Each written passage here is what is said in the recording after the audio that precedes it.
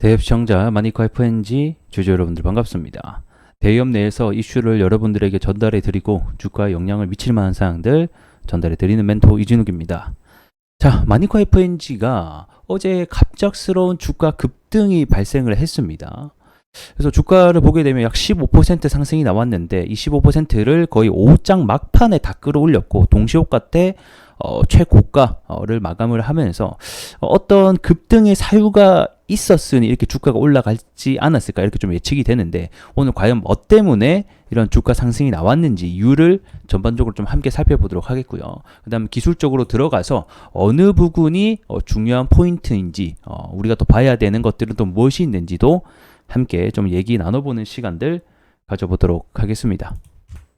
우선 이번 마니커 FNG가 주가가 크게 상승한 이유가 명확하게 밝혀진 것은 없으나 우리가 추측해볼 사항들은 몇 가지가 있는 것 같습니다.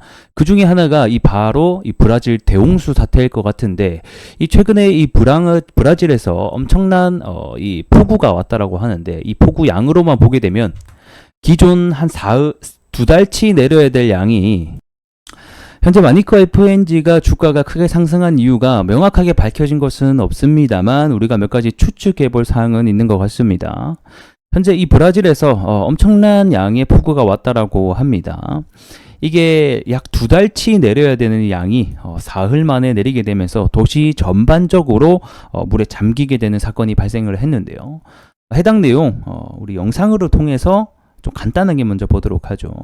여기는 이제 그 활주로 비행기가 있는 곳이죠. 여기도 보게 되면 전반적으로 다 잠긴 모습을 우리가 확인해 볼 수가 있고, 자 뿐만 아니라 경기장도 뭐 당연히 물에 잠겼겠죠. 그뿐만 아니라 현재 도시 전체가 물에 잠기게 되면서 이게 이제 자동차입니다. 그래서 사실 건물의 1층은 거의 다 잠겼다라고 봐도 될 정도로 이 남부 지역에 많은 폭우가 왔다. 그럼 도대체 이게 무슨 상관인데 마니커 FNG랑 이걸 보게 되면 메모장을 하나 좀 키도록 하겠습니다. 자, 일단 브라질 같은 경우에는 이 세계 4위 곡물 생산국입니다. 그리고 수출 같은 경우는 세계 2위 수출 국가예요. 그만큼 이 식량 관련해서 막강한 파워를 가지고 있는 국가 중에 하나라고 보시면 되겠고, 실제로 이 브라질의 곡물 이 수출이 우려될 수 있다.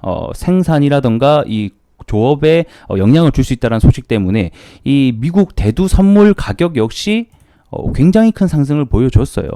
그래서 한 나흘간 그리고 5일 정도 일주일간 상승을 보여주면서 지금은 조정 장세에 들어가고 있는 것으로 보여지는데 어쨌든 간에 그만큼 이 브라질 같은 경우에는 세계 최대 콩 생산 국가이기도 하면서 식료품 관련된 중요한 나라가 되겠다. 특히 이 한국 같은 경우에는 이 사료용으로 쓰이는 이 대두박의 전체 수입의 80%가 바로 브라질산이 되겠고, 또 우리나라 같은 경우에도 이 브라질산 닭다리, 닭고기를 많이 수입해오는 입장이기도 하거든요. 그래서 이 브라질산의 수입이 차질이 생길 수 있다라는 이 소식 때문에 아무래도 주가가 상승이 나온 것이 아닌가 또 이런 생각이 들긴 합니다.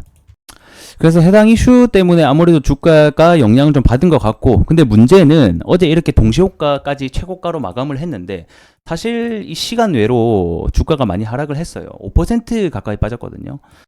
그러면 이거를 우리가 어떤 식으로 해석을 해야 되냐면 이 최근에 지속적인 바닥에서 양봉을 그려내면서 일시적으로 뭔가 누군가가 의도적으로 매입을 하는 모습들이 보였어요. 그리고 나서 주가를 뛰었다라는 겁니다. 자, 그 말인즉슨 이 아래에서 어떤 매수한 주체가 있을 거거든요. 그래서 그런 주체가 이러한 부분을 좀 기다렸다가 사실 얘네들도 이렇게 샀으면 팔아야 될 거 아니에요. 그렇게 팔 때는 일반적으로는 거래량을 터트리면서 주가를 띄어 올려놓고 시세 차익을 노려야 되기 때문에 그런 시세 차익이 나온 게 아닌가 좀 이런 생각이 듭니다.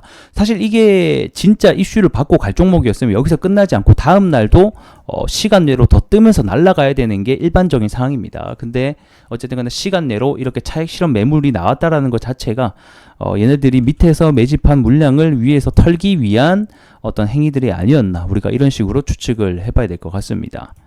자, 그럼 여기서 주가가 다시 한 번 더 올라갈 수 있을까? 결국 이게 주주분들에게는 가장 궁금한 사항이 될 것 같은데, 일단은 우리가 생각을 해봐야 되는 게 이번 이 홍수라는 사태가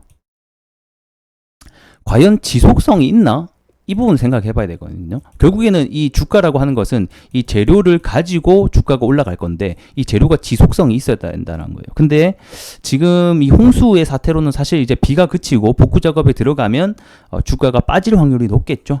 그렇기 때문에 단기적인 어떤 이슈밖에는 되지 않는다라고 저는 일단 보여집니다. 그렇기 때문에 뭐 기술적으로는 다시 한 번 더 주가가 반등이 나올 수는 있지만 빠질 확률도 우리는 역시 배제할 수가 없다. 그러면 이 상승했던 분을 반납을 충분히 할 수가 있겠죠. 그래서 이런 부분도 우리가 체크를 해봐야 되는 상황인 것 같습니다. 그래서 분봉으로 조금 더 자세하게 들어가게 되면 어제 지지를 받았던 여기 부분 있죠. 밑꼬리를 계속 달면서 지지를 해줬단 말이에요. 그래서 단기적으로는 이 구간을 만약에 깬다라고 하면 아무래도 실망 매물에 의해서 급락이 함께 나오게 되면서 차익 실현 매물들이 쏟아질 것 같습니다. 그래서 이 부분을 단기적으로는 지켜주는지 여부가 중요할 것 같고 어제 들어온 물량이 있다 보니까 기술적으로는 한 번 더 튀어줄 수가 있다. 하지만 지속성을 보이기에는 조금 애매한 부분이 있으니 우리가 이런 부분을 참고해서 트레이딩 관점으로 보자. 이렇게 좀 정리를 하도록 하겠습니다. 자, 오늘 영상 여기서 좀 마무리해 보도록 하겠고요. 다음에는 더 나은 내용으로 여러분들께 찾아뵐 수 있도록 하겠습니다. 좋아요와 구독으로 큰 힘 주시면 감사하겠고 전 또 다음 시간에 뵙도록 할게요. 고맙습니다.